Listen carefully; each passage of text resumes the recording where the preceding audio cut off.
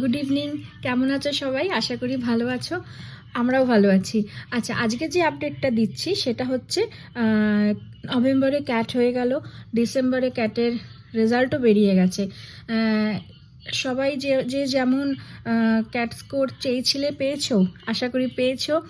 আচ্ছা, ইন্ডিয়ার মধ্যে যে কলেজগুলো চাইছিলে পেয়েছো, কিন্তু অনেকের হয়তো মনে একটা বাইরে পড়তে যাওয়ারও ইচ্ছা থাকে, মনিটারি দিকটাও একটা ভাবার বিষয় আছে। কিন্তু একটা স্ট্যান্ডার্ড ইন্ডিয়ান কলেজের যে খরচা, এই ক্যাট দিয়ে যে কলেজটা পাচ্ছে স্টুডেন্ট, সেই কলেজের খরচাতেই কিন্তু যে অন্য কোনো এক্সাম ছাড়া ক্যাট স্কোর দিয়ে কিন্তু সে বাইরে মানে তোমার অ্যাব্রডে পড়তে যেতে পারছে।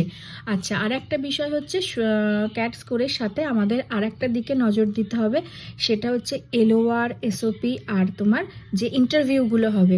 আমি পরের ভিডিওতে এলওআর, এসওপি কি এগুলো ডিটেলসে বলবো, ঠিক আছে? আর এই প্রিপারেশনগুলো তোমরা নিজেরাও করতে পারো, বাড়িতে আমাদের সাপোর্ট নিতে পারো। আজকে তাহলে এইটুখানি, ঠিক আছে? Thank you, good night.